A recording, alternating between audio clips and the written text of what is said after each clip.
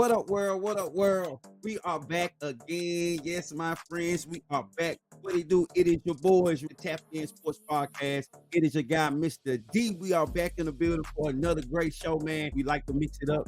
So tonight we will be joined by one of the great minds when it comes to sports, basketball, football, wrestling, man. My man, hey, he know what he's talking about. So joining the show tonight, we got my brother, long time friend, man, Rolling Weight joining the show. Brother, bro, how you feeling? I'm honored to be on your show, man, and it's blessed me to have the opportunity to come and get on your platform and man, talk some sports, man. That's what I love to do.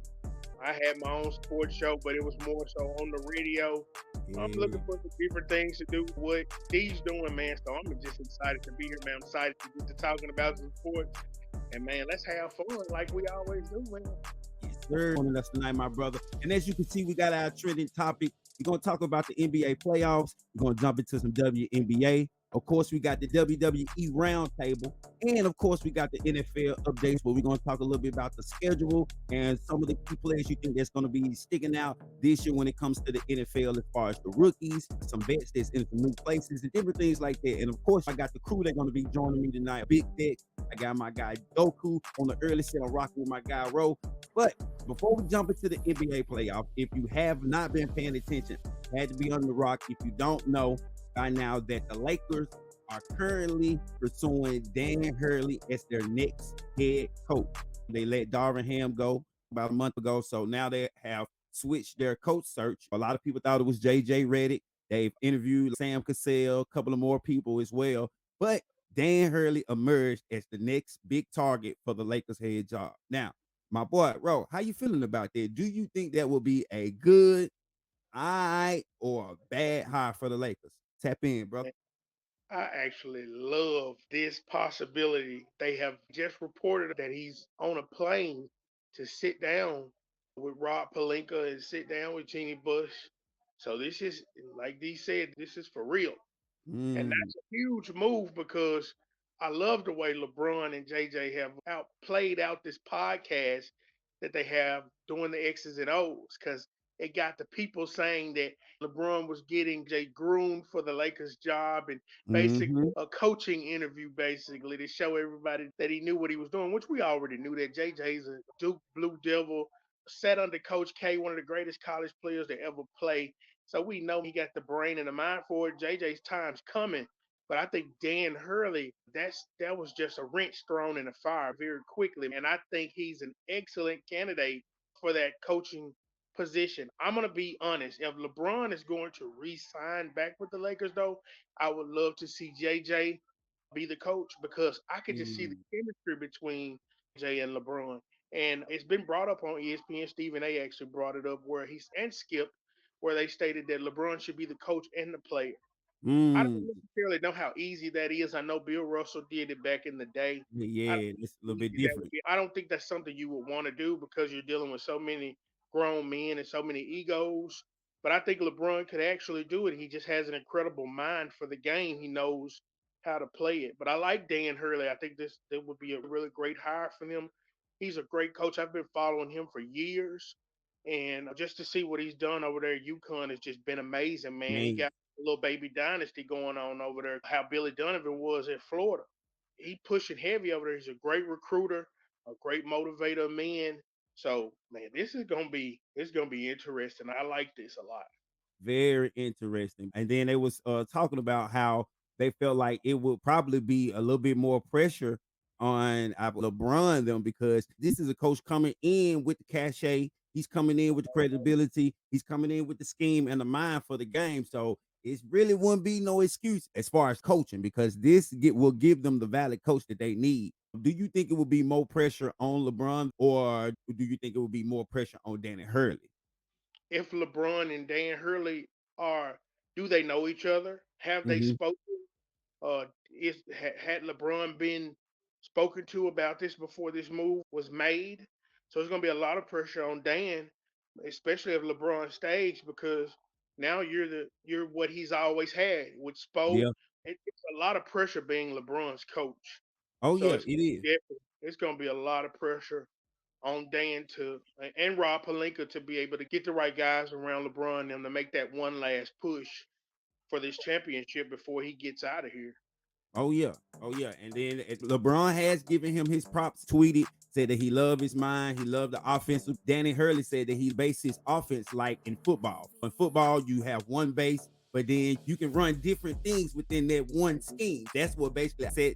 UConn apart. Anybody could score at any given time on UConn this year. You didn't know who to guard. It can be the guard, it can be the big man, it can be the wing. Anybody can go off for 20 to 25 points that game, and it's all within their scheme. It's all within their set. It's no guys that's just really doing too much. Everybody, they find out who's the hot person in that game, and they feed their offense through their person. So I think LeBron is really gonna like that because he can come in, develop those younger players too, like your Austin Reeves, Rui Hachimura. So do you think that they possibly will be more inclined to take Bronny now with that 55th pick? Because I don't think they're gonna pick him 17th.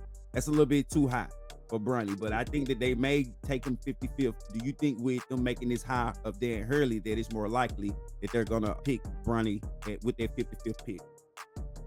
I wouldn't say more likely. I'm leaning towards the Lakers actually just drafting him at the 55 spot. They talked about the 50-50 contract and with the G League tie-in. I could see them, like you said, I most definitely don't see them drafting him at 17, but 55, I could see it. I think they were going to do it regardless if Dan Hurley was the hire or JJ was or anybody else for Mm. lack of the matter. But most definitely, I think that's Jeannie Buss's plan. She loves LeBron. So I for sure believe that they're going to draft Bronny at that 55 position. I would be shocked if they didn't. It's also been noise out there that Miami and Portland um, Mm. are eyeing him since the combine and some of the scrimmages that they saw him in. So I'm very curious to see how this Bernie James situation is going to happen and how that's going to affect the Lakers in LeBron's situation with the supposed announcing of the free agency through Rich Paul about a week. Oh yeah, and then I read earlier that Bronny actually had a nice workout for the Suns too. So Phoenix may potentially come into play as well. So it's gonna be very interesting to see how the draft is gonna play out, and where Bronny is potentially gonna go because I think they would go ahead and take that pick. The 55th pick and go ahead and use that on Bronny. This is somebody who can develop their program. They can be like that Pat Riley or potential Phil Jackson or somebody like that can install that program with the Lakers and keep them going forward for the future. Do you think this hire revolves more around LeBron or more about AD in the future? I think it revolves more around LeBron. And Mm. it's tough to say that, but Anthony Davis is in a very tough spot.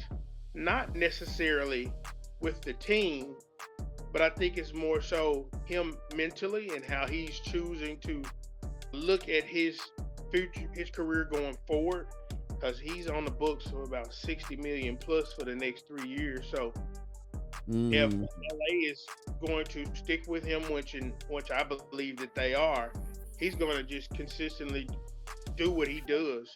But it doesn't seem like it's a whole lot of pressure on him just by the way he responds to things. I think the media tries to put a lot of pressure on him, but one thing I admire about him, he didn't let it really get to him. He just does what he does. And LeBron spoke about that in a couple post game interviews on TNT right after the game. They would be asking him about Anthony Davis. He said, man, he's not worried. He's just out there playing ball. I think it's always on LeBron just because this is just a part of his story. And we're Yeah. getting to see it all the way up until the end. And it's been a long, outstanding career with so many different narratives and him being judged to levels that we've never seen from a guy that has played this long at such a high level. It's incredible, man, just to see what he's doing. But I think it's just all based around LeBron. At this point, man, we know he is the media cash cow. On Yeah. every show, it's all about LeBron. So it's most definitely going to be the narrative of if Danny Hurley gets hired, it's going to be him and it's going to be LeBron, and then they'll tie all the other things in.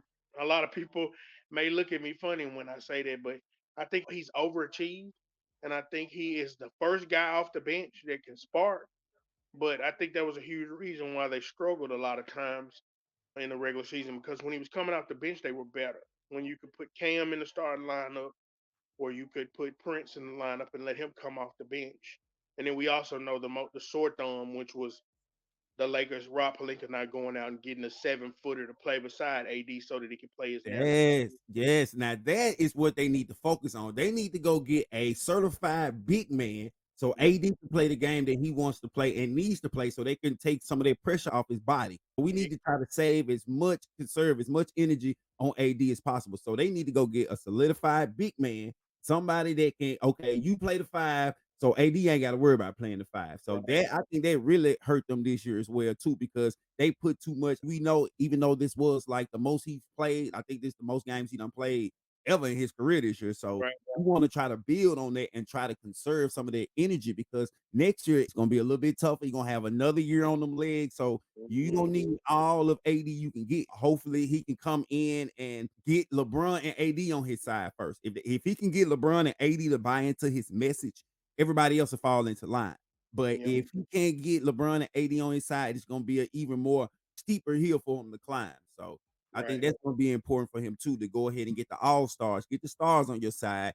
Go ahead and let them know how you coming, what type of plan, what type of scheme you want to run, what role they play in your offense, and how you want to come implement it for them. So I think that's gonna be something very important that we're gonna have to stay tapped into, my brother, for sure. All right. So what are some more things that you're looking forward to when it comes to the NBA finals? I'm looking at the impact of Drew and Derek White guarding Kyrie and trying to Mhm. neutralize him. Not you can't stop him, but you want to see if they can maybe wear him down a little bit. He's in his 30s now, so he's still a young boy. It ain't what he once was, I would say, but he's still great. But I think when you got two top defenders like that you could throw at him at different times, Drew and Derek gonna make him work.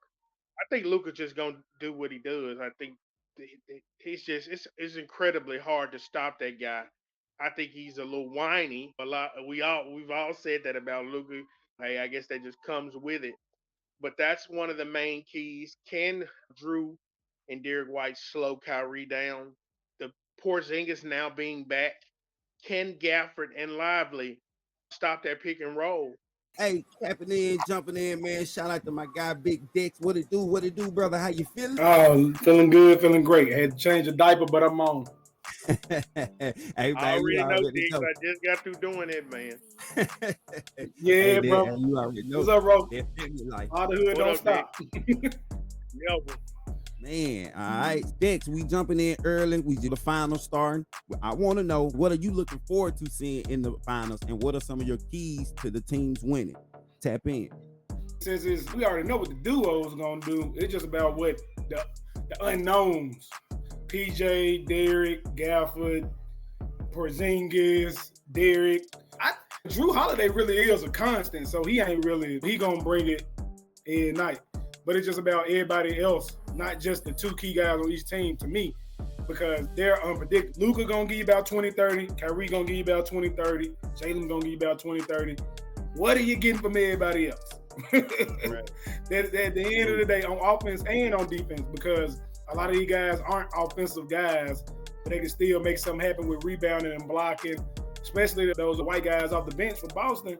How they really can change the game by rebounding and blocking shots. Porzingis, we don't know what he can do because he's been off his feet for a couple of months, like literally. Like he couldn't do nothing because he had a calf injury. So it's like not being able to run for months in a game where you got to run all the time. You just got to see what you're going to get from everybody else. Oh yeah, most definitely. Like I said, and I want to see if the Mavericks can withstand the Boston runs and if they can chase them off the three, because Boston's gonna make their runs. They're gonna shoot about 43s because that's what they average per game. They're gonna shoot hella threes. And can Luka continue to carry the team? All right, but like you say, he's gonna need them auxiliary players to step up. I want to see if they still can produce, if he can still produce at an elite level like he have in the Western Conference Finals and just basically all through the playoffs, because Luka is the first person in NBA history to lead in basically all stats across the board, and points, rebounds, all that good stuff like that coming into the final. So I want to see if he can keep that dominance going against a good starting five in the Boston Celtics. And also, we're going to see if Drew Holiday and Derek White, what they can do if they're going to be those X factors that can help Boston get over the hump. Because I have Boston in 7, even though I love Luka. That's my guy. I think he's the new face of the league. That's what I've been saying a long time. But we're gonna have to see if those X factors can step up and be dominant and help those superstars. Those gonna be the big important things like the Al Horford, the Porzingis, the Drew Holidays, the PJ Washingtons, the Derrick Jones Juniors. Those gonna be the people that's gonna really have to step up. All right, real quick, is Luka the greatest Mav of all time? No, not yet. He's working on it. Yeah, yeah. He is second. He is second, clear cut. Which I'm sure he'll stay at this pace for the next 5 to 7 years, and maybe get a ring or two. Then yeah, I'm gonna put him over Dirk. I still got Dirk right now. People are very disrespectful of that man. He's a top 5 power forward of all time. Incredible player. Could do it all as a legit 7-footer. Great leader, great scorer. Just do everything that you need him to do. And Luka is great in his own right. Just from the very jump. He's been a pro since he was 16, so he was already groomed for it. But like Luka's amazing, and I think he's second right now. And in the next 5 to 7 years, he stays at the pace that he is, and he gets a ring or two. Then yeah, I'll elevate him over Dirk. But right now, I got him at 2. Okay, what about you, Dick? Yeah, I agree with Ro on that one. It's early with everything Dirk did in those about 19, 20 years. You got to tip your hat to him because he created something out of nothing, literally. It was nothing before he got there, and it was elevated by the time he left. And it's always, when anything you do as a craft, you want to leave it better than when you came. And he did just that. Nobody, we grew up, right? Nobody was talking about Maverick basketball. We knew who Michael Finley was just because he had game. But when Dirk came, he elevated it. And when Dirk left, we looked at it completely different than when it was before he got there. And Luka's doing that. But he's, again, like Rose said, he's young. And he got time to build up his resume. And we all feel like he is because nothing's really going to slow him down because what are you going to do? Like, you can't speed him up. You can't bully him. You can't do nothing because he's 6'10", 240 pounds, and he's going to handle his business one way or another. So he's going to get what he wants, which is about the same thing with a Joker. Are they going to want to do it for a long time is the question for them. Yeah. Joker want to get back on the horse farm. I don't know what Luka want to do with his life other than play basketball because that's all I've ever seen him do since he was 14. But he's been a pro since he was 14. So who's to say he want to do this till he's 40? Yeah, ain't no telling. Yeah, they're very different. For the overseas guys, it'd be different because they're able to start professionally so young. You just know how much he's into it because Joker could really care less about basketball. To be honest, like he's trying to be on the farm. He's just good at it. Yeah. He loves the competition, but like you said, he ain't in all the fame, fortune. No, not Joker. So moving on. Once again, shout out to my guys for joining me tonight. We are the podcast with the barbershop vibes. We are the Tapped In Sports Podcast. It's your boy, Mr. D. I got Big Dex in the building, and I got my guy Rolling Weights in the building, and we just chopping it up right now. We still in the NBA. I want to chop it up next with the guys about the Minnesota Timberwolves, who are now officially in Cancun after losing to the Dallas Mavericks in Game 5 of the Western Conference Finals. Ant-Man appeared as a star over the postseason, but eventually they ran into a Mavericks team that was on a roll and hitting their stride. Can't take nothing from them. So, with that being said, do you think that the T-Wolves should make changes to their roster next year? What you think? Or should they run it back just like it is? Expeditiously. I don't know how they're going to do it, but they are going to have to get rid of Rudy Gobert immediately. I think he slows down their team, and he always looks lost in pick and roll. And I didn't know he was that fragile in finishing ability because whenever he picks and dives, when they dump the ball down to him, the offense just becomes stagnated because he doesn't know what to do with the ball. And if he does shoot, it's some erratic shot that just doesn't make any sense. And every now and then he'll get fouled, and he's not a great free throw shooter. So they most definitely need to be seeing who will be willing to take Gobert in that contract if they can get rid of him for a young big man or a project and another scoring guard, maybe a bench player or a starter slash 6-man point guard maybe that could back up Mike Conley. I would even think about shopping Cat because Cat it's tough with Cat because Cat has changed his game from a perennial post player to a perennial big man perimeter player slash shooter. He is most definitely the best shooting big man in the league, but it hurts that team because they need more in the inside. And when a team notices that, then they can guard you differently. And I think if Minnesota has either, it's gonna have to be one of the two. It's either gonna have to be a big man that's physical, or it's gonna be have to be another another scoring guard besides. And I love Mike Conley, but I think at this point in his career, he would be better coming off the bench. And if you could get a point guard that can distribute the ball and keep the spacing, but also score it pretty well, Mm. you'll be good. If they could pick up a kid from Cleveland, the point guard, Garland, pick up a Darius Garland. Yeah, I like that. Dex, what you think about it? Yeah, I think they already got their center. They got Nas Reed, so I say go ahead and put him in the starting lineup. If you gonna keep Gobert, you can just bring him off the bench. I don't know how he feel about it, but hey, at the end of the day, if you can't get it done, you can't get it done. Like, Yeah. and I agree with the Mike Conley thing. You're gonna need you a more explosive guard to start out, just so Cat can get that space. If you get somebody out there that can make some shots and keep people honest on defense, so they can't play that true zone on him and make it hard and make him have to work extra hard just to get 25, 30, then yeah, you cook it with something in, and you can definitely bring Mike in off the bench too. Because him and Rudy, they on the other side of their career. Even though Rudy still winning Defensive Player of the Year, which I don't agree with, I just feel like that they better fit to lessen their roles and use them in situations with that best fit. He get like for you gonna need him for when you play Joker, but you don't need him when you playing guys who don't have true fives. You'll need him when you play Nurkic, but you don't need him on teams like with no Daniel Gafford's and guys that are like faster.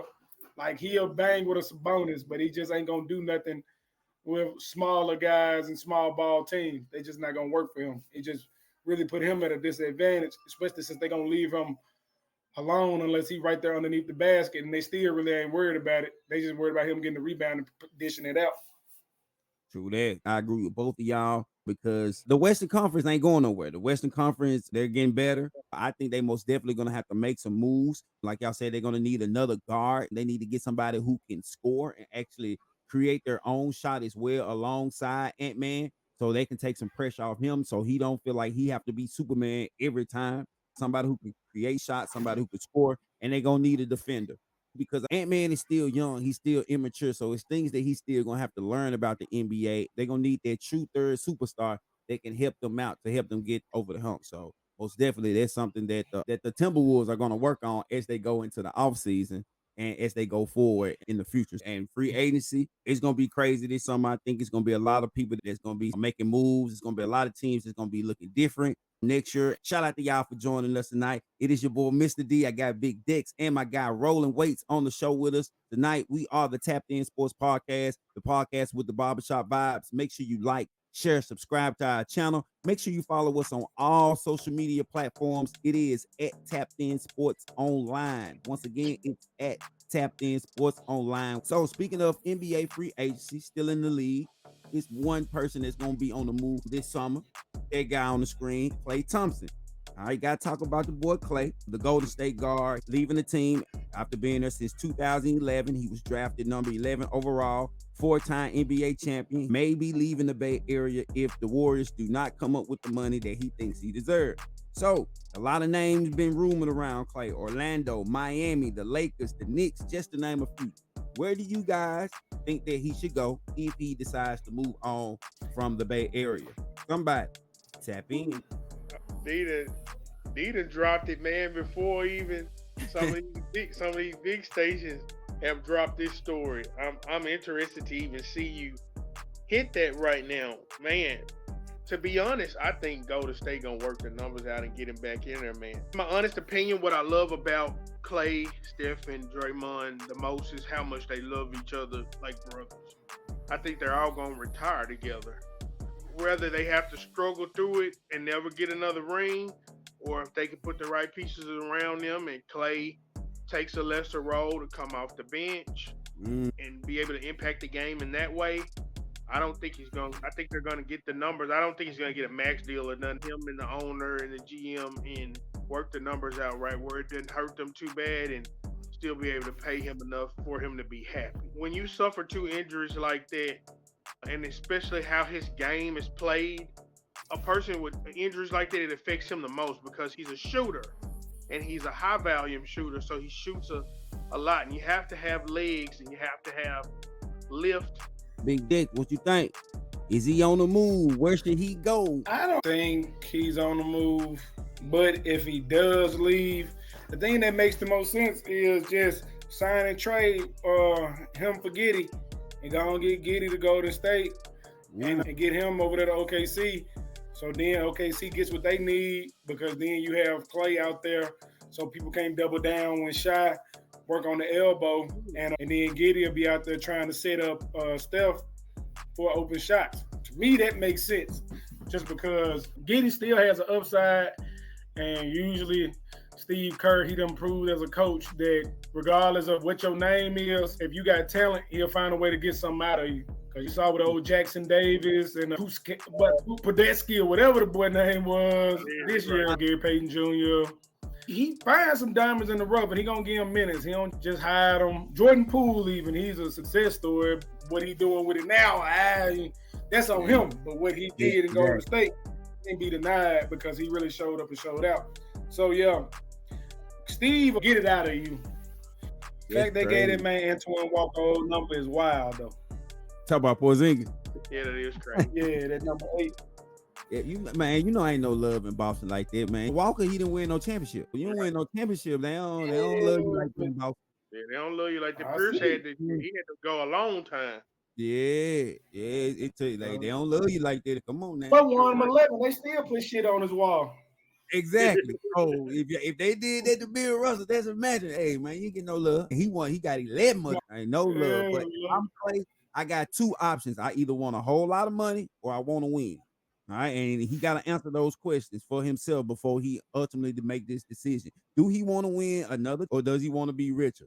I'm gonna throw out a couple of names. I know y'all gonna think I'm crazy, but if I'm him, if I want the money, I'm either going to. I ain't gonna win no championship. I'm saying this before I say these names. He got to know that he ain't winning no championships. But if he want a whole lot of money, he need to call up Detroit, or he need to call up the Charlotte Hornets. One of them two. If he want a whole lot of money. Now, I'm just saying, but if you want the potential to possibly get some money and win, you need to talk to either OKC or he need to talk to, like Rose said, I think Golden State is not going to be crazy enough to let that man walk out the door. They're going to crunch them numbers. They're going to call the top accountants. They're going to try to open their bank account to try to see where we can get this money from to try to keep Clay in the fold because he's one of the cornerstones of the franchises of that dynasty. So you have to do what you need. Unless the money that Clay wants is just like out of this world, like you have to pay Klay Thompson. You have to do what you need to do to keep him because they're still Klay Thompson. You still got to respect that because on any given time, he can go out and get you 30 easy with his eyes closed. So you still got to respect him. Does he wants to win championship or does he want a whole lot of money to set his folks up? But it's reports out, though, that Orlando does want him. Bad.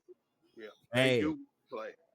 Like they throwing everything at him. So if he leaves, I ultimately think that he gonna try to go to Orlando because I wouldn't mind going to Orlando, Florida, nice weather. Yeah, and he gonna get paid. You gotta stay tapped in for that. So once again, shout out to my guys for joining me tonight, man. We creeping, we rolling, we having an educated discussion about sports like we do every week right here at the podcast with the Barbershop Vibes. It's your boy, Mr. D. I got my guy Rolling Weights in the building with us. I got my guy Big Dicks in the building on the ones and twos, man. We always keep it rocking. I want to talk about the finals since we are talking about the NBA. I want to ask you all a question. Which duo is going to be the most important in the NBA finals? Is it going to be Jalen and Jason? Or is it going to be Luka and Kyrie? Tap in.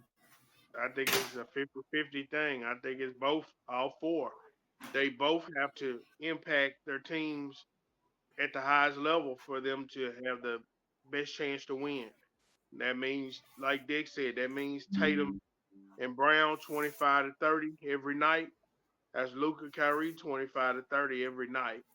I think a drop off at any one of those will be a huge difference in if they lose or win the game. So I don't think it's neither one that's more important. I think they're both the same. I think they're probably the two best tandems in the league. My top two tandems or duos, and they both have to dominate and play at a very high level for their teams to do what they need to do to win. I think Tatum and Brown do a little bit more than those two do. I think they're both better defensively than both of those. I think they'll impact their team defensively better than Luka and Kyrie. But I don't think it's one that's more important than the other. I think they both have to play at an extremely high level from game to game, and that's going to be the difference between whether Boston wins or Dallas wins. I like that. I like that. Dex, which duo more important? Talk to me. I think it all go back to again what you get from the others is how it's gonna look. If Luka and Kyrie average 30 apiece, and you don't get nothing from them other guys, it's still gonna look bad on them. So it's just all dependent on what the other people do that makes your 25, 30 points look good. So like he bro said, really it is a 50-50 thing because it's all based off other people, not really themselves. Lively, he'll probably clean it up when he in the game around the rim. But other than that, especially in ISO situation with bigs like Porzingis and Horford, they ain't built for that one. They built for team concepts, 2 3s, boxing ones. That's what they make their money at as far as defenders in Dallas. Yeah, them guarding Al Horford and trying to make him speed up as an individual, nah, you're gonna probably have to do that as a team as far as like traps. And if you trap Al Horford, you really in trouble. So it's just gonna be hard for them to do so because they're built on a team concept. And it's hard when you're going against individuals that have individual games and individual plays that they can go to in situations where you just need a bucket. And that's not Dallas, that's Boston, because you got a bunch of guys who at one point in their career were the main guy. Drew, Al, Jason, Jalen, Porzingis. You got about 5 guys that were the guy on their team or a big focal point on their team and an all-star. So, yeah, it's hard press. It looked like it's going to be uphill for Dallas. I still got them winning it all, but the kid really going to have to adjust some things. Yeah, he gonna have to because when you're talking about duos, it's gonna be very important that Kyrie and Luka be able to operate the way that they're used to operating, playing off each other. They've been able to destroy their mid pick and roll, getting shots for themselves and their teammates. So it's gonna be important to see what Jason Kidd is gonna do to adjust and be able to combat what Boston is showing them defensively. So I want to see how they're going to be able to adjust and what they're going to do in the fourth quarter. Are they going to be able to go on their runs like they normally do? Because like with 2-3 minutes left in the game, Kyrie and Luka, that's their time to take over. We got to check that whistle too. We got to see who's gonna get that whistle. No, in these home games, if they gonna get a whistle to Boston, they're gonna give it to Dallas. Because I've already noticed Luka getting away with a couple like bumps on Tatum when he's taking the ball off the dribble. So they're not really calling. So we're gonna see if he's gonna get those calls. If he don't get those calls, and we're gonna also see if they're gonna give Luka those calls too when he bodies up on the guys and see if they get those calls because Boston is doing a great job of defending him at the top because they got mobile guys and people don't realize how big Boston's team is. Tatum is a big dude. Jaylen Brown 6'6", 6'7", Tatum 6'9", Porzingis 7'3", Horford 16. They're all mobile and they're all picking Luka up at the top, and it's not easy for him. They got guys that they can throw at Luka all over the place. And I know this is just the first game, but man, they are playing great picking Luka up at the top. Almost every guy that picks him up at the top, they can guard and they're big. So that doesn't make it easy for him to shoot that little step back three that he likes to take because he got a big hand in his face. Yes, sir. Oh, jumping in on the ones and twos, man. Shout out to my guy DJ Trap in the building. What it do, my brother? What you got going on, man? What's poppin'? What's up with this game is what I want to know. Hey, that's what we talking about. That's what we talking about right now. What are some things that you are looking at or you have seen so far? Tap in for us, brother. What you looking at? I think what the advantage is right now is Porzingis, and they keep switching them. They switch him to a little guy, and there's nothing you can do with Porzingis. What I just say, y'all. If I was if I was Dallas though, I'd come back and attack Porzingis. There's no way that calf is all the way healed. I'm switching Kyrie. Making them switch with Kyrie. Every time they switch, Kyrie go dancing. You know what I'm saying? We got to test that ankle out, see how good it is. I agree. I got a question for which duo would the title mean more for? Would it mean more for Jason Tatum, Jaylen Brown, or would it mean more for Luka and Kyrie? I think historically it's going to mean more for Tatum and Brown because they've been together longer and they've been through these battles already. It's more like you didn't watch this story of a hero who couldn't win and finally he won. So it's going to resonate with the hearts of America more. But Kyrie get a ring without Brown is huge. Yeah. And Luka getting the ring, that just got to put him at the top now. That's it. This is the style of ball they said you couldn't win with it. If Luka win playing this style of ball, a lot of people are gonna have to check because a lot of people was down on Luka. A lot of people in the media they had crowned Ant-Man like prematurely and said, "Hey, here's the new face of the league." Not saying that he's not gonna be the face of the league, but I do believe he took a couple of steps back by not winning the Western Conference Finals. So I believe Luka, if he get that championship this year, this most definitely is gonna catapult him to the top of the face of the league. Tap in. I don't know. I don't know. It's just because Tatum and Brown, they young. Luka's young. I guess Kyrie, because he the only one that's pretty much just working on borrowed time and trying to collect as much as he can. He went 32. I gotta lean towards him. If this is what these guys, Tatum and Brown and Luka doing in their 20s, they still should be trying to be competitive in their 30s. So I'm going to say it should mean more for Kyrie. I'm going with what Trap said. The narrative on Tatum and Brown has been they've been together for 6-7 years. They've been to 5 conference championships, 2 finals, 8 all-star appearances by all of them together, 5 first NBA teams. So they got pretty much everything that there is to get in. Both got conference finals MVPs. Tatum, the last one, he got this one. The narrative has been, but when they were thinking about trading one of Brown, was their time up? Had they maxed out? We clearly see they haven't maxed out. So them winning a championship pretty much puts the icing on the top of their tandem greatness as a duo, as an all-time duo. And that's also probably going to make sure that they pretty much end their careers together, or they're most definitely going to be with each other for 10, 11, 12 years plus. I'm going to say this too. You know, what Tatum and Brown is going through is similar to what the Pistons went to from 01 to like 07 or 08. Like we was just in the Eastern Conference Finals. We went to 4 straight before we won.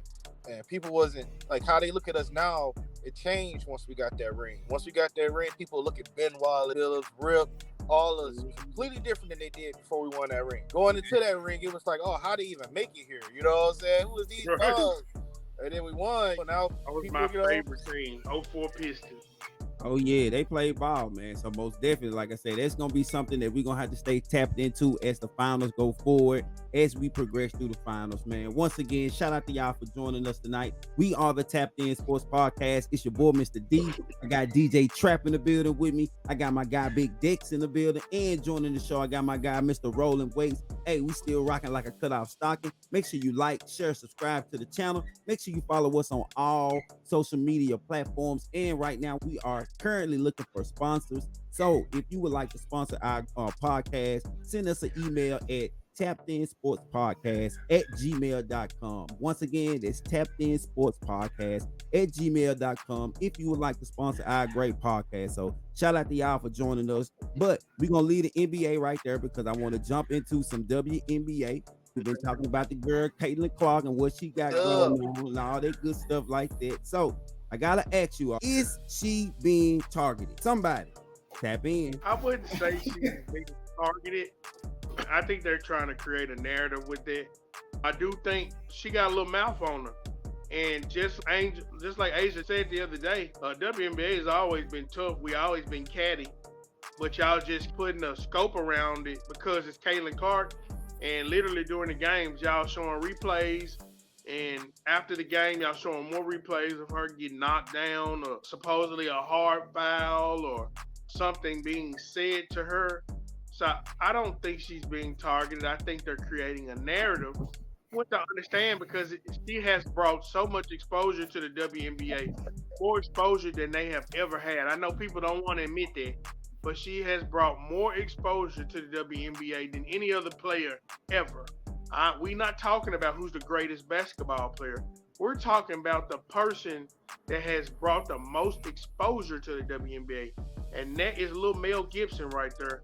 Caitlin Clark is the one that has done that. She's not being targeted, but she's being magnified by the media. They're going to run these topics. Stephen A. into it with Monica McNutt about the black woman and the black man dynamic on how things are magnified on star players and white and black. And like these narratives and topics that you're putting on the show, man, is some stuff that we've never seen. So they're building a narrative that she's being targeted, but in all actuality, she's not being targeted. She's just getting blessed in just like any other rookie. I don't feel like she's been targeted because last night I watched Asia Wilson get her ass whooped, beat up, like literally. She was in the game with gauze in her nose, bloody, hit in the face multiple times. And I ain't see ESPN. I ain't see ESPN say nothing about it. Like not one mumbling word. They ain't. Like they ain't. They didn't mention her at all. They didn't say like the girl was bloody. Like she literally, her nose was bloody. She got hit in the face twice after that. Her headband knocked off her head. It's a head. It's literally wrapped around her hair. The junk got smacked off her head. And then wasn't the front news or the leading story. I also, in the modern day time, K put the most eyes on the WNBA, but nobody put more eyes on them than the people who are the only reason that there is a WNBA, and that's the U.S. Women's Olympic Team in 1996. And the ratings from those Olympic Games and the ratings from when that league first started are still the highest ones. And the only reason the ratings really did fall in the first place all them years, and people keep on forgetting about it, is when ESPN and ABC bought the rights to show those games and put them games on ESPN2 and ESPNU, where nobody could see them back in the day when we was all watching regular TV. When they was on Channel 5 every Friday, Saturday, and Sunday, the ratings was in the 4 millions. But now they want you to be hyped because 2 million people watch. After they finally put it back on ABC, ESPN, and the leading channels because they find some money into it.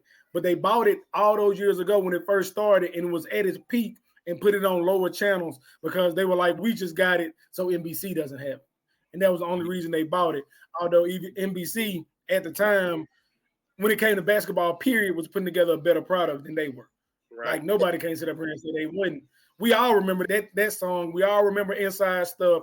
We all remember how NBC presented basketball on Saturdays, Sundays, and especially during the playoffs. So it was just like, it was a little bit, it was way better. I feel like just, if you respect basketball, I don't hate Caitlin. I never hate her because she can hoop. And like you said, she going to make a lot of people rich because you got other people that weren't watching now. And now people know the name of players they didn't even know. They were talking about, they didn't know the name of Kennedy Chandler until she hit her. I'm like, now you do. Okay? Well, there you have it. So that's the point. You're not going to watch. A lot of people are proving other people point, and they don't even realize it. You're not going to watch unless you like somebody. And then you're going to learn the names of all the people that you don't even know. I just want to make several points, and I'm not trying to be controversial here. I promise. Yeah, that's what I need. Come on, turn it up for me, DJ. Come on. Hold on, let me put you on the big screen. Come on. I just want to say this, right? Yeah. I think we all agree she is rookie of the year. Like it's her, then it's Angel Reese number 2, and then it's Cameron number 3. Everybody, I think that's clear right now, right? I don't know. Cameron Brink probably be number 2. Number 3. I don't know. Maybe 2. I don't know. Peely over there in Minnesota ain't no slouch, so I'm gonna wait. Yeah. But as of right now, number one is her. True. I'm gonna say this. Like, first, I want to give her props because she's not going around like this whole narrative about her taking this punishment is not coming from her. It's not like she's going out here and saying, "Oh, they been unfair with me. They just roughing me up." She's taking it. You know what I'm saying? You don't hear her complaining about the stuff. Yeah, she talk. Everybody talk. And I think most of these fouls are just tough fouls. But then we saw that foul in Chicago. The ball wasn't even over there, bro. Come on, we got at least make a basketball play. We got they not picking on them. What she say? Make a basketball play, bro. That was a football what play. Did she say to I'm just saying, Trent, what she say to Trinity? So we all seen players. I'm just saying we've seen it don't make it right. Just like it didn't make it right when Ben Wallace pushed Ron Artest and it started that melee. None of that was right, but it happened. What I'm saying is this, right? And I get it. Players, like, she's not excluded. And keep in mind, I'm not saying she's excluded from getting tortured or any of that, like the rookie stuff. Even LeBron went through it. Remember, LeBron got drafted. His teammates said, "We don't need him." His teammates talk bad about him, so it's going to happen. I got a problem with her teammates, though. They not calling out the picks. That's why it looks so bad. They not calling out the picks, so she's running into them. She out there getting hurt. She out there getting whooped, and not one person stepped up to fight back.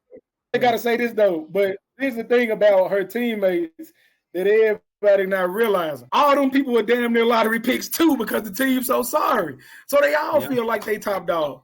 We just feel like Caitlyn the best of the best on their team, but they feel like they the best. But they're not even fighting for her though, type deal. Like, you know what I'm saying? No, because like people will stop once the team. I feel like a lot of that stuff will stop once her teammates start. You know what I'm saying? They're like, I'm gonna chill out because her teammates go back her up. But now ain't nobody gonna help her out. I might as well kick her ass. Yeah, and it looked like that's what's happening. The Kennedy Carter play was not a basketball play. She targeted that girl. She could have got her back going up for. She could have made it look more believable. It looked like she targeted her and just smacked. And whether y'all like the drama or not, too, by the way, it's there. It's no denying that shit. Like when Angel Reese won her championship, what's the first thing she said? Something about Caitlin Clark. It was the first thing she said. She just won a freaking championship. First thing she talked about was Caitlin Clark. Yeah. Yeah. They played. The last time they played was like 2 or 3 games ago, and she's still talking about Caitlin Clark. Like, it's really beef there. You know what I'm saying? She know how to get that bread too. I think some of this stuff about beef. I think some of this stuff. I don't think it's beef. It's not like beef, but it's like, bro. Think about it. We didn't play 3 times. You didn't beat me 2 out of 3 times. I won a fucking championship, and the first thing people want to talk about is you. It's Magic Bird. It's Magic Bird. It's Magic. That's why Angel Reese came back the other day and said it ain't just about her. It's about me too. They ain't just watching her. They watching me too. She had to make sure she let that be known, which is true. I'm just saying they live streamed Angel Reese preseason game, and it was most streamed out of everything. Would it get like 6 million streams? 6 million streams. Preseason. I'm just saying. They both are changing the league. That's why it's gonna have to be drama. That's what's carrying the league right now. Right. We should build up on that, man. Yeah. You know what I'm saying? Oh yeah. In 3 years, if they can meet up in the finals, that will go crazy. What? And that's leading right into my next question. I was gonna ask y'all: will Caitlin Clark and Reese be the Bird and Magic of the WNBA? You got James. You got that. I think the difference between Bird and Magic and them, I think Bird and Magic became friends. I don't know if they will ever be friends. They like 2 different people. Like they said there's no beef. They done talked, they hugged and everything. I think they got a mutual respect for each other. But like you said, not like Magic and Bird. Bird and Magic kicking like friends. I don't think they would ever. They had no choice. They ain't had no choice but to kick it though, bro.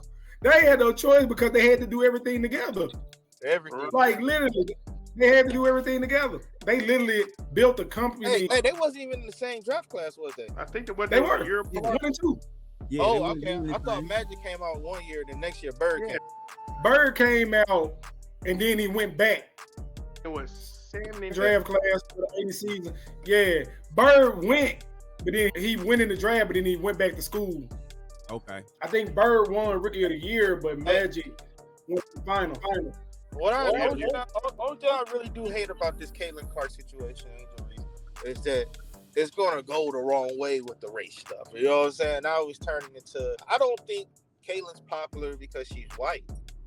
Nah. You know what I'm saying? I don't think people don't like Angel Reese because she's black or whatever. I think it's more so, what Caitlin Clark is doing right now is captivating. I don't care what you say.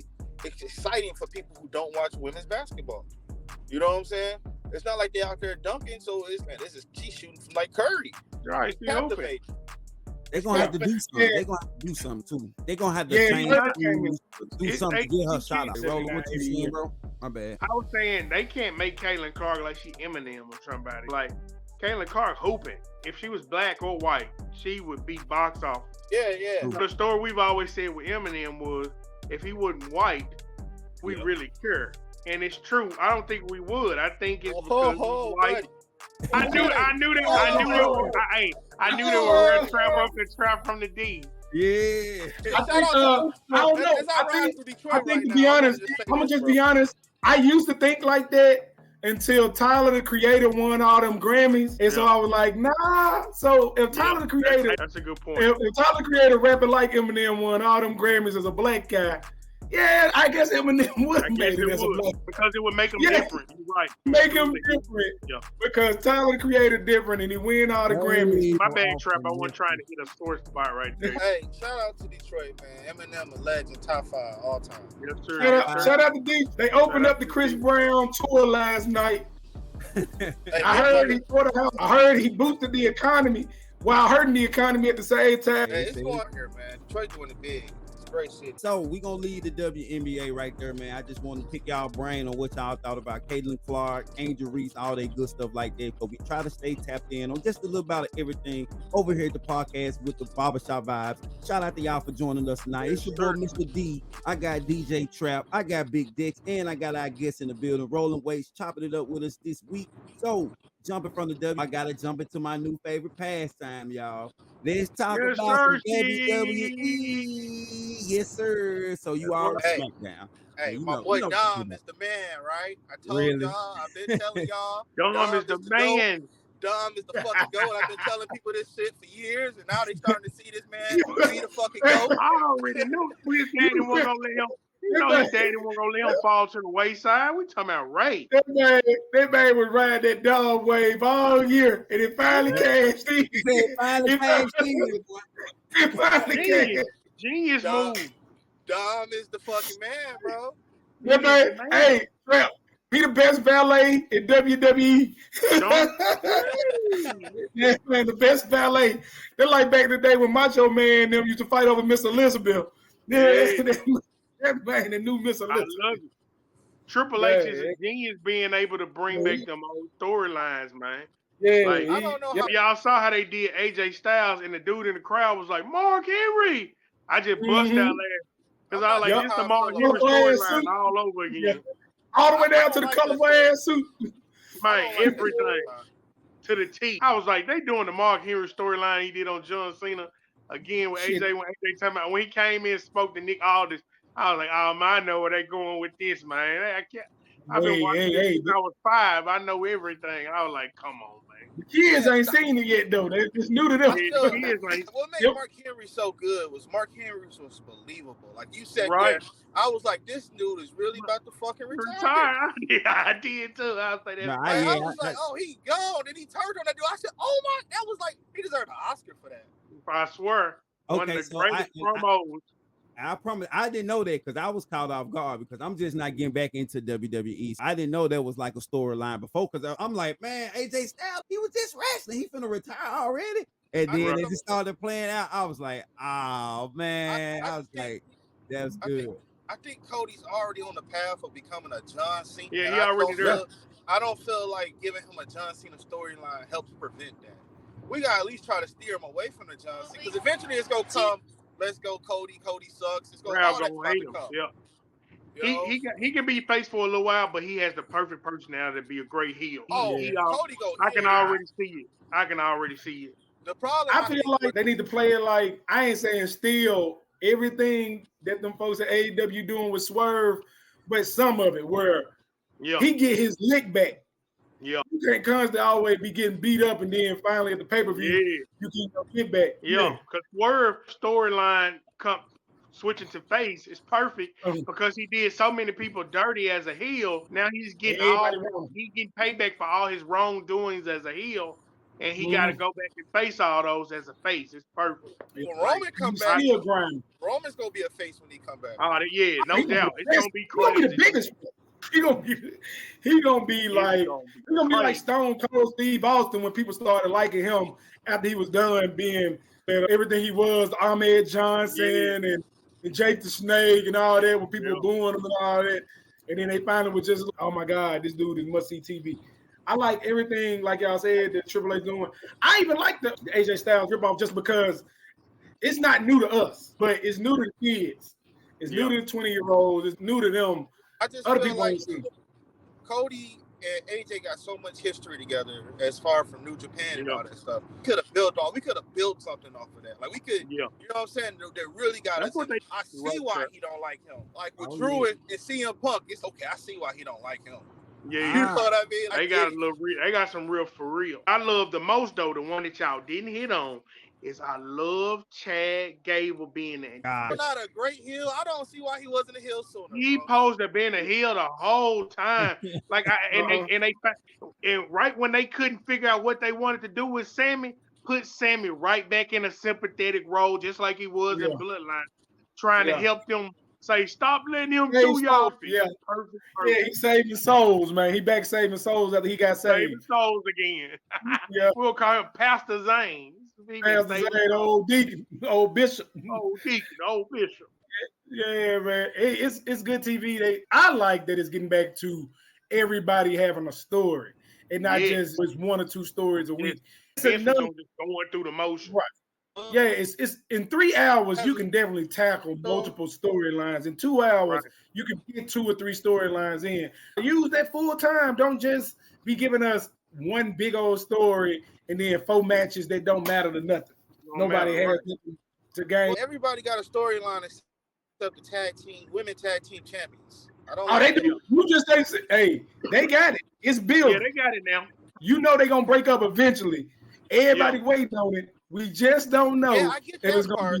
But I'm not. I want them to have something as a team, though. I want them as a team. They should have a storyline. It's like they just together, and they was just on a pre-show. They got them they got them like girlfriends. They real cool, dressed alike. Yeah. They got the little muscle signature flex thing that they do together. But it's finally starting to get a story behind them. You right, Trap. The last pay-per-view, the Women's Tag Team Championship, was defended on the pre-show, bro. That shit not happening. That was so disrespectful, bro. Yeah, they just got jumped on Monday. They just got jumped on Monday, so we're gonna see if they build off that, of them 4 people jumping them and all that, and seeing if Bianca was like playing into an injury that she had, and Jay stepped in and defended her. Real quick, fellas, we are 1 week away from Clash at the Castle over in Scotland. The WWE is gearing up for another good one. Priest will be putting the title on the line against Drew McIntyre, Zayn and Gable, getting it going. You never know what's going to happen with them. Piper Niven also trying to get the women's championship. Give me your thoughts on Clash at the Castle. What do you think could possibly pop off a Clash at the Castle? Tap in. Now, Gable probably going to go ahead and get that W. 3rd time's the charm usually. If not, I don't know what they're gonna do with him after that, because they got to put it on him. Gonna do with him? What you talking about? They gonna put him back in the boys' shorts? No, Otis about to be. They about to start a story. Building up Otis. This is good. This is perfect for Otis. Otis deserves. They did him wrong after that Money in the Bank where he didn't get the cash in, so they should. They about to build up Otis. Otis gonna eventually really turn on him. You know what I'm saying? Yeah, Otis got to get him a little push.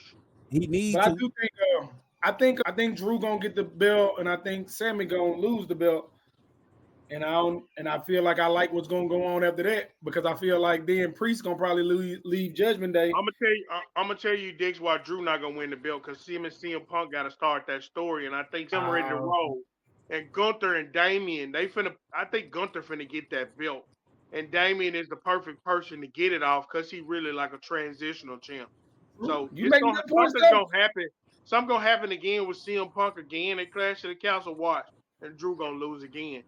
Drew and CM Punk finna have one of the best storyline battles that we. You want to know what I think is gonna happen between Drew and them? This is what I think is gonna happen between Drew and them. I think Drew's gonna win at Clash of the Castles.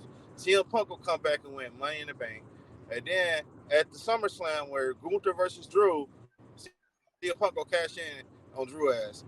Man, that would be crazy. Man, y'all ain't gonna do my boy Jay Uso like that. Hey, we gotta get this money in the bank. Day one. I think they done put Jay on a break. Him and Jimmy, because Jimmy gonna get back with Roman when he come back to go against the new bloodline, because they got Paul Heyman playing like when Roman come back, sympathetic. But in order for us to feel that way about Roman come back, Roman got to get his ass kicked about a new bloodline. I'm talking about they got to for him to go back to Jimmy and beg Jimmy to join up with him and shit like that. Or they got to beat the hell out of him. To beg Jay to join up with him again. Yeah, Roman got to get his ass whooped. I agree. So, Trap, you said something about where both of y'all said something about CM Punk coming out at Clash at the Castle. What if CM Punk was to take another role, actually help McIntyre get the belt, and then now he got something to hold over Drew McIntyre? Like, hey, you wouldn't be the champion without me, motherfucker. Do you think he gonna be help him? I think that'll be a great angle. He could come at him like, hey, you wouldn't be the champion if it weren't for me. That's even more reason for you to hate me. He on some big purse shit. This is big purse shit. He got to get it back in blood. I ain't gonna do that, D.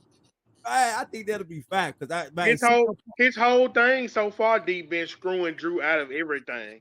So that's got to keep going. That's the pattern that is hatred, going, bro. This is hatred, D. It's like that Kendrick song. I hate the way that you walk. I hate the way that you talk. That's it. Yeah. Everything about you. That's crazy. But yeah, man.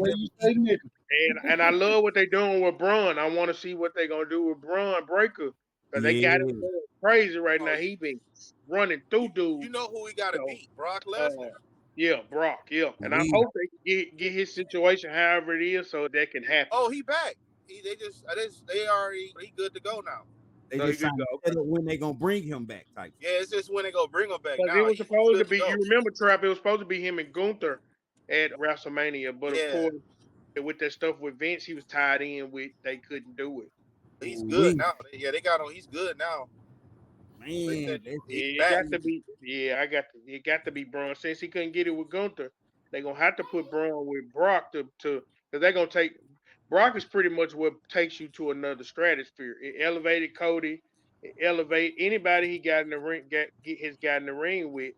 Yeah, that's boosted them. So Brock is that dude like Goldberg. We done with Goldberg shit, bro. No, yeah, he still haven't had a retirement match. They were saying Braun Breaker for his retirement match, but I think we need to be done with him coming back having full match. He can have a retirement match, but that's about it.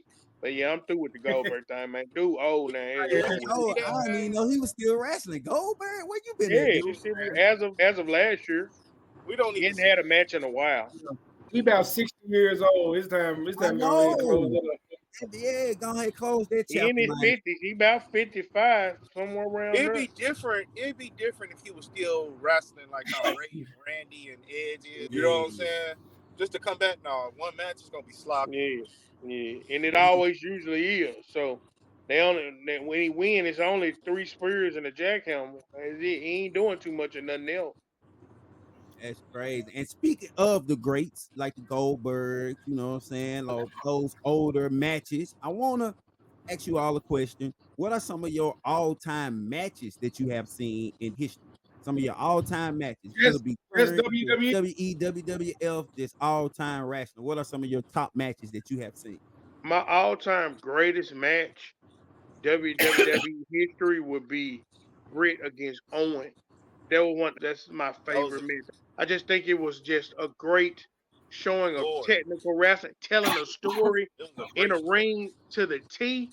And Undertaker, Shawn Michaels, the first one. The first one. Or was it the second one? I can't. That was the most dramatic one. Man, that was one of the greatest matches I ever seen. Those two, and then Stone Cold, Bret Hart, the one where Stone Cold was literally that blood was coming out of his mouth through his teeth. Those are my top 3 of all time in WWF history. Those are some good matches right there. Who won it next? All-time matches. Tap in. I think one of my favorite matches is the TLC match from Wrestling. Was it Hardy, Dudley, Hardy, Dudley, yeah. Oh yeah, legendary. That there is legendary, bro. It changed everything. I done watched that match so many times. it changed everything. It's just captivating, and you just seeing these dudes putting in work, bro. Also, I think one of my all-time favorites is also the Shawn Michaels match. That match with him and Undertaker is cold. But I don't want to steal your answer, so I'm gonna say The Rock Stone Cold 2. Yes, sir. Only thing, I hate the finish. I do hate the finish. Yeah, I hate the finish. I hate the finish. He should have stunned Vince. That's the only thing that ruined that match was the finish. That was a great match, and I didn't like the finish either. All right, Dick, what you looking like, brother?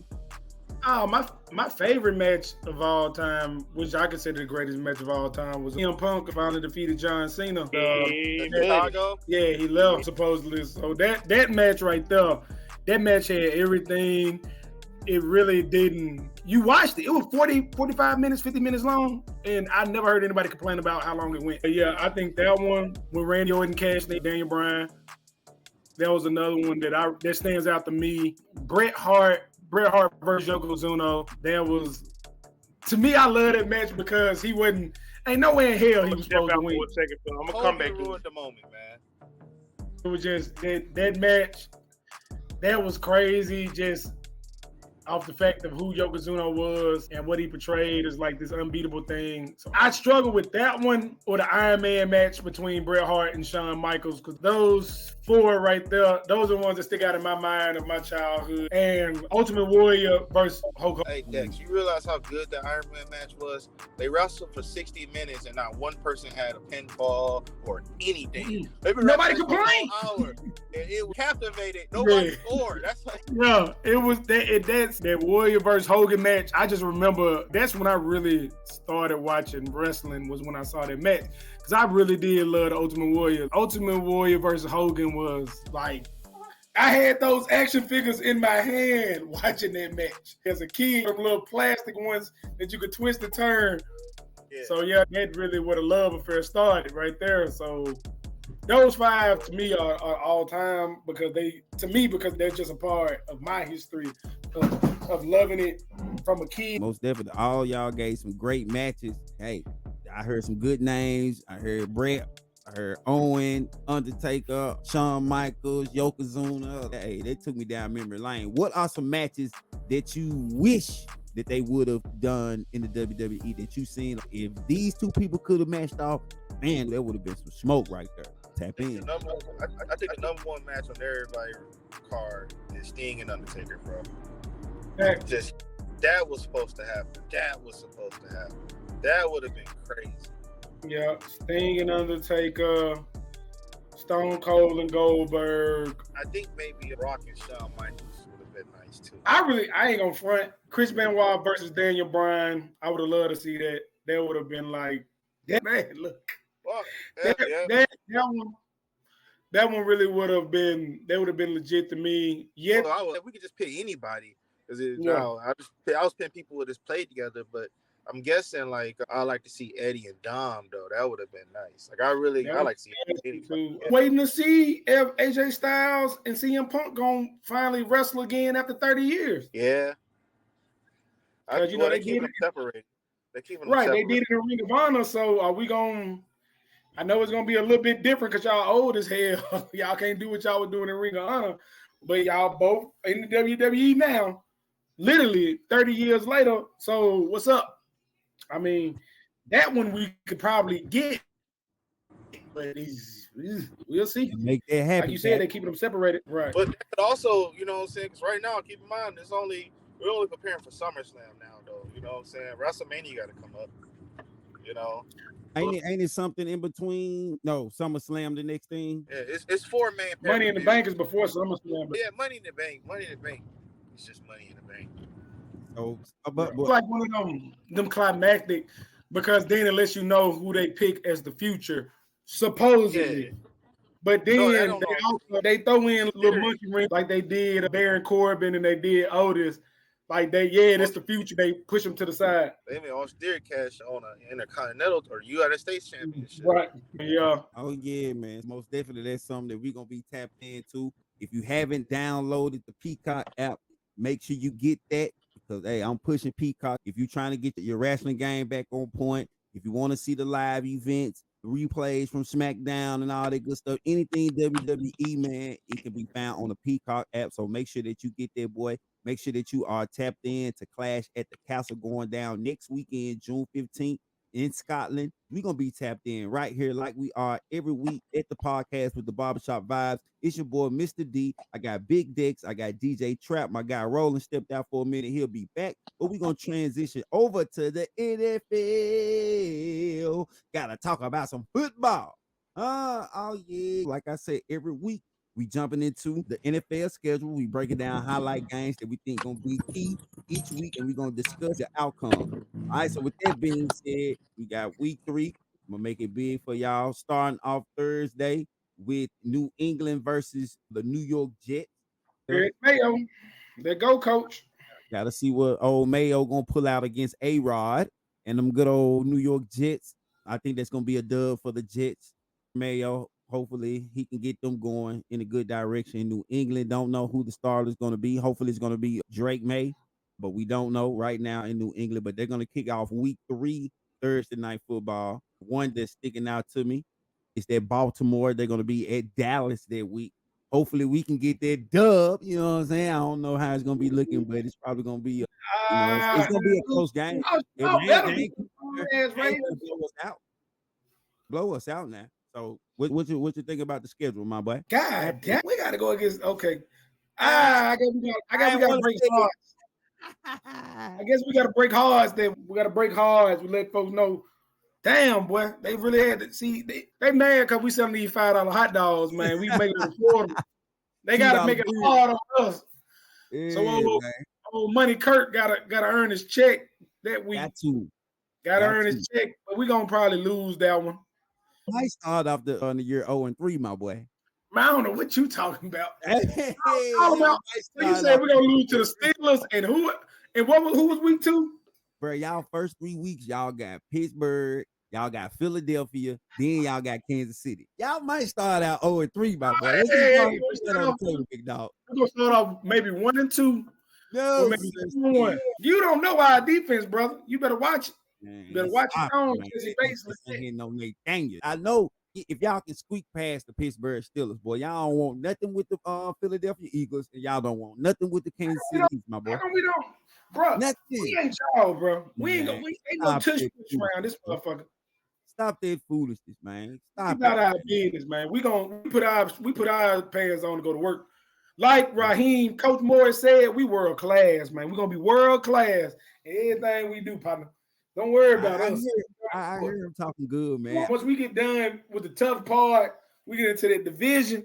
We should be sweeping that motherfucker after we knock everybody, after we get beat up. Oh, yeah, stop. Y'all ain't sweeping no division. Yeah, who the comp? Call them out. Who the competition? Shane said, show me my opponent. Man, there go my opponent. Oh, that ain't gonna work, man. We ain't worried about nobody in the NFC South. Hey, Dick, let's get one thing understand. Don't just gradually speak over my Steelers, squeak by. It ain't gonna be no squeaking by. Y'all don't even know who y'all QB. We 12 wins. We 12 wins, nothing less than 12 wins. Who y'all QB? Who y'all QB, man? Tell me which one of y'all QB. Russell Wilson. You said that with confidence. Didn't he just win 5 games last year? If he mess up, then it's going to be Mr. Fields, who is the quarterback of the future. You know how this is going to work out. Come on now. He's on a probationary period. I'm just asking. He better show up or he going to be on the bench. Y'all ain't really, we ain't really worried about y'all, man. No offense to you. Okay. We going to find out. Bro, I bet Dix, he's a Falcons fan. So every week, no matter who they playing, you know what I'm saying? I bet him. So the first game of the year. That's a good way to win some money. Come on, man. I've been telling him, and I've been telling him really since last year. I've been telling him that Pittsburgh. That man done bet me. That man done bet me every season. He done bet me the last 3 years. I've been high on the Pittsburgh Steelers because I think that the Steelers are going to be improved this year. Quarterback, dude. Who our quarterback?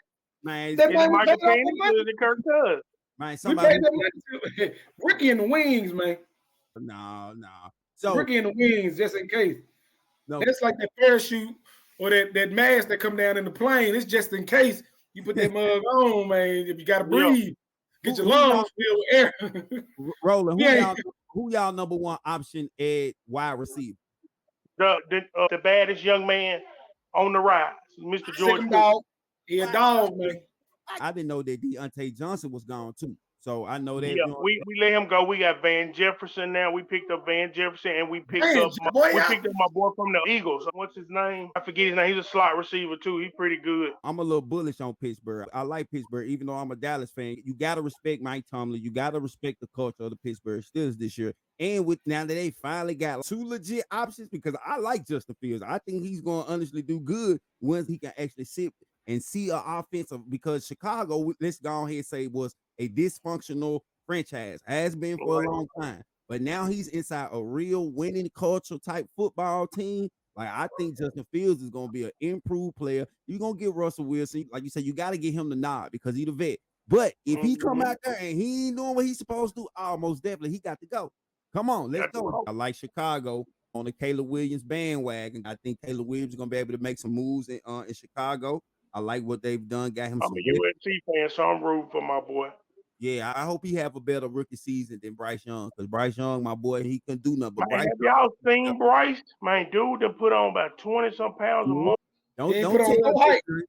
Do not tell Dixon. I've been trying to tell him, like, Bryce Young. Yeah, y'all do. Unless the boy had a growth spurt, unless he had a growth spurt and grew about 3 inches, I ain't trying to hear nothing. Nah. He ain't put on all that weight. Drew Brees told you he can get it done at that height. Michael Vick showed you can get it done at that. Drew Brees could throw a ball through a needle hole. So, hey, it's different. It's different. Bryce ain't out here. He can't. Lamar ain't really all that tall. Lamar was 6'2". He's 6'3". Ain't he? He is 6'2", 6'3". Know what I'm saying? He's 6 something. Lamar Bryce 6 nothing. Tua ain't that tall.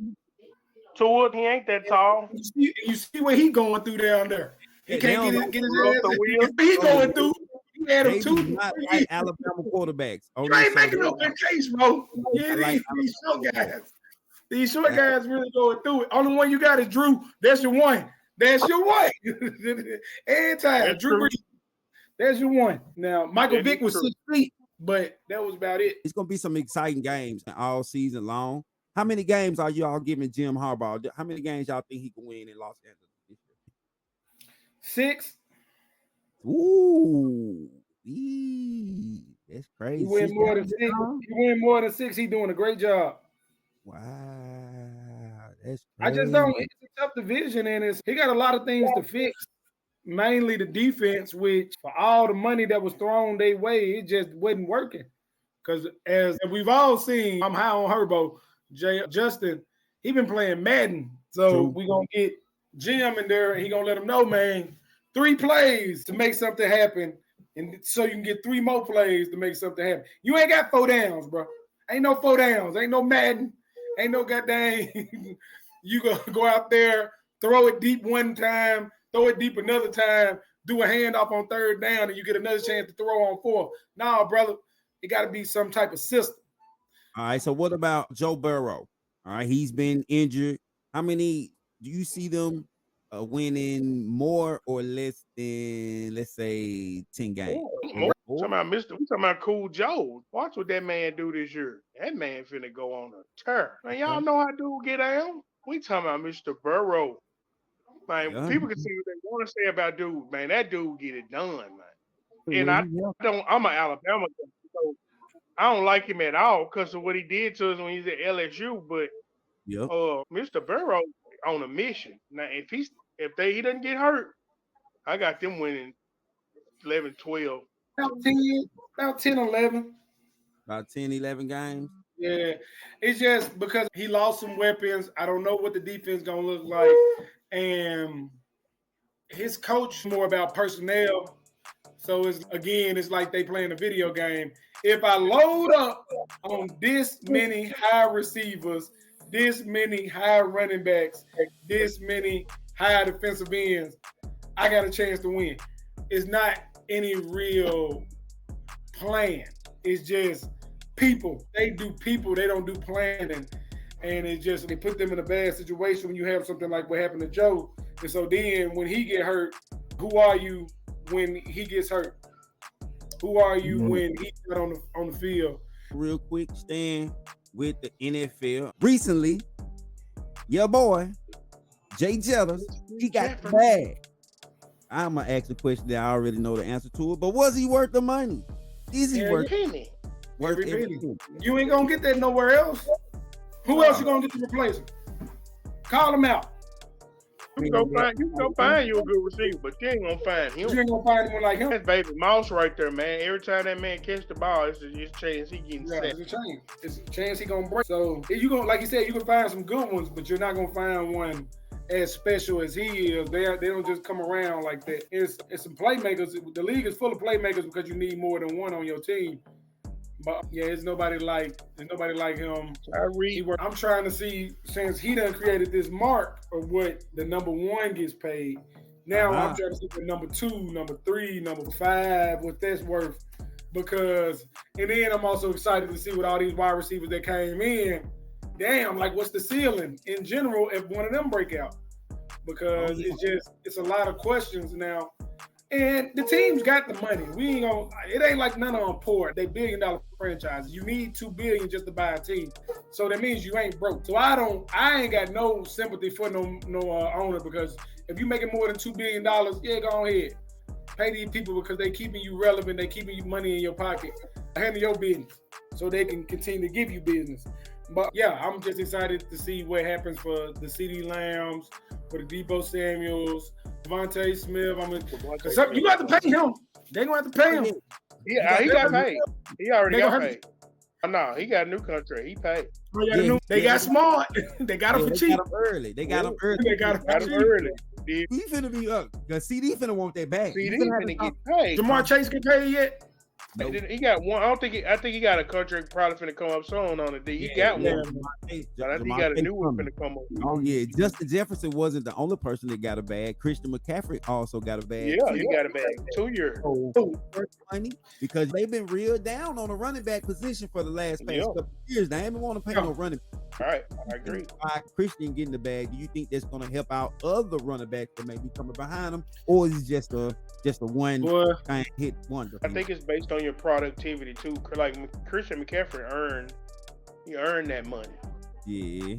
Because of his productivity, and then coming off all of those injuries and still being durable in the process, like he earned that money, man. I was happy to see him get that money. So I think Christian McCaffrey has put a little fire back in the running back position, but it also shows, man, you got to stay healthy and you got to be super productive. That dude is super productive. I just said it's certain, like you said, it's hit or miss because Bijan, Saquon, Madison, there's some guys who can get that paper. Old boy in Seattle. Yeah, Kenneth Walker. There's some cats that gonna see some paper off of this one. It ain't gonna be everybody because all y'all can't get that. All y'all can't get it. We in a situation right now because we hadn't paid Najee, but we got to see because now we got Warren. We got to see what. I love Najee. I just think he plays hard, but with Warren's a faster back, he hits the hole faster.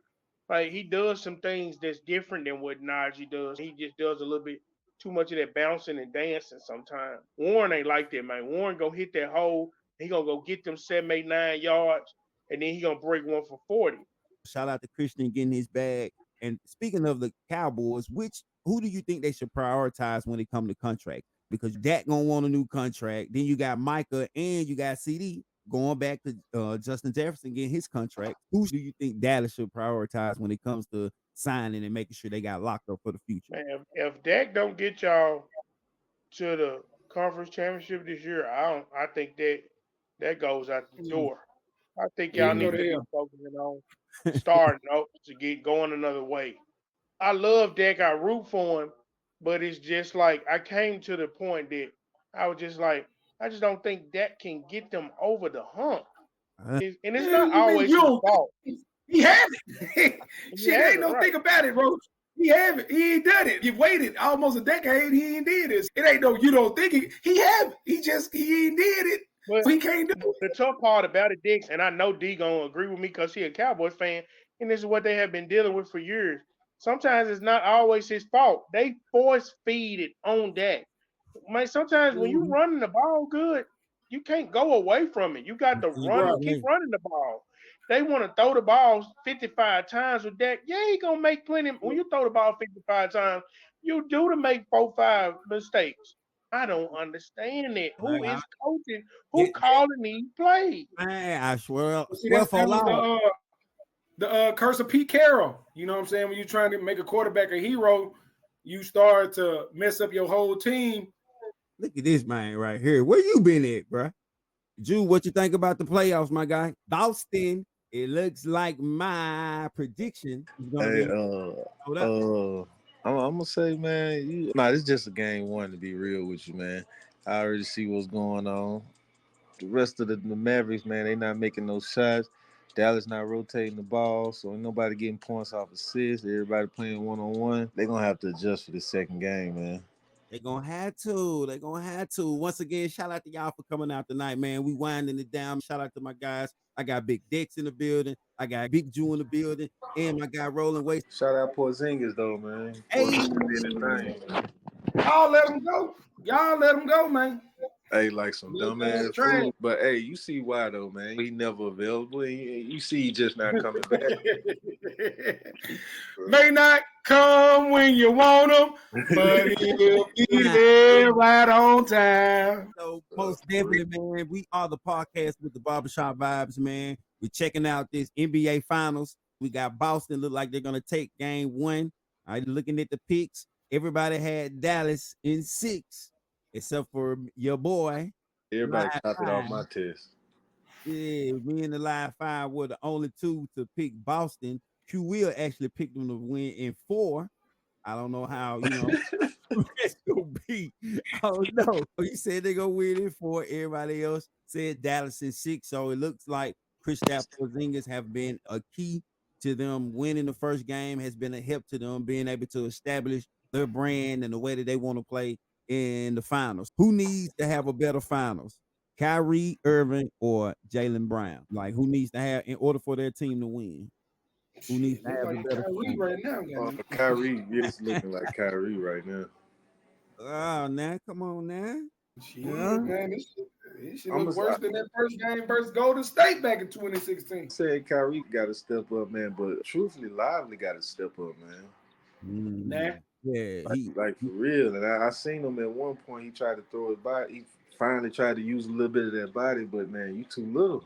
You really can't do it like that, man.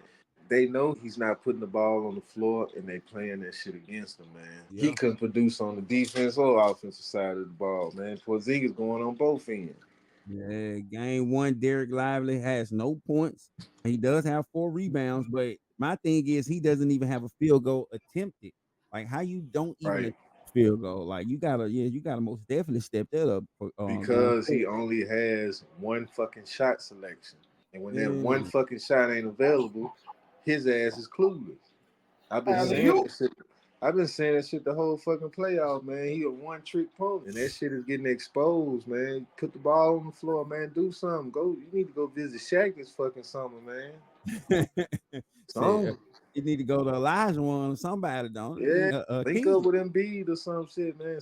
Man, get your footwork going, dog. Yeah, because he does have 5 rebounds, but you can't even get to the free throw. Like, you need to at least be like active enough to get to the free throw line or something. Cleveland gonna have to step up next game. PJ Washington, he gave you 14 tonight, 14 and 8. What Jones do? Derrick Jones, 5 points, 6 rebounds. I think he was more on the defensive side. Tatum been kind of quiet. He does have 15. Jaylen Brown got 21 and 5. Man, dude is just still being consistent. He's steady at the pace. I don't know. I think the Mavericks' game plan was to take Tatum out, but I think they really wasn't counting on Porzingis coming out like that. Yeah, that's what really did it for him. Because Porzingis really did nothing major out there today. I got my guy back. How many team blocks Boston got, man? Team blocks got 9. Oh, I thought they had 11 by now. But we just finishing up on the finals right now. I'm showing our picks. What we've been doing every round. Jeez. Yeah. Hey, give Q Will. He is a hater to his heart in all ways. Yeah, that's my guy. Everclear, man. Big Dex. He got Dallas in 6. The Tricky Trey got Dallas in 6. Q Will, Boston in 4. I picked Boston in 7. DJ Trap got Dallas in 6. My guy Goku, Big Jew, line with us now. He had Dallas in 6. Before we jump off, Ro, what is your prediction for the final? Who you got, my guy? Boston is 6, baby. Ooh. Boston is 6. I was gonna say D is 7, but I think, man, I'm looking at that. Unless the Dallas makes some adjustments, man. I see Boston winning this at 6. Looking a little easy.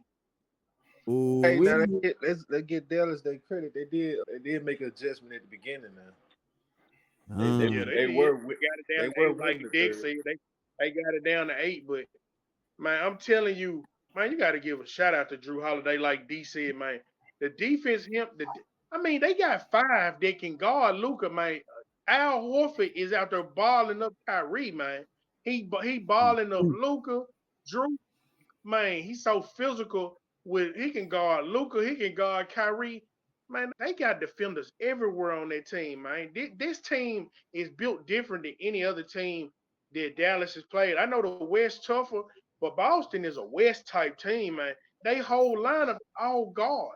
They tough. They came out and most definitely made it be known that hey, they trying to run off with this finals because right now, hey, if they can't adjust what they got going on, AC that went okay with a tall skin AC. He said they were gonna 30-piece Dallas tonight, and I told him you crazy, and they almost up 30. Oh yeah, You got it up to Might have 29. smoked something good that gave him that prediction, man. He might hit some of that how high that met the man that gave him a good prediction. He hit some dicks. He hit some truth serum or some dicks. What was the boy name that came out when they smoked on how high? Oh, Ivory, my boy, stop playing. Ivory. All right, so once again, man, we are the Tapped In Sports Podcast. Before we get up out of here, I need everybody. Who is your finals MVP? Luka. Jason. I got a Luka, I got a Jason Tatum. I'm not gonna take Tatum because I think they're gonna make their game plan around taking Tatum out. So I'm gonna say it's gonna end up being between Jaylen Brown and Porzingis. Yeah, I think I'm going with Jaylen Damn, Brown. you done switch your pick. So you saying the Mavs ain't gonna win, not you?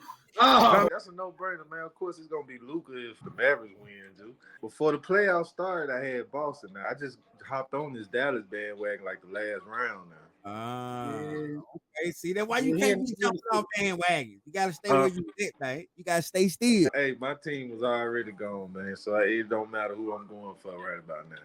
Check this out, though, Drew. I told D and Dexter that when we were talking about it earlier.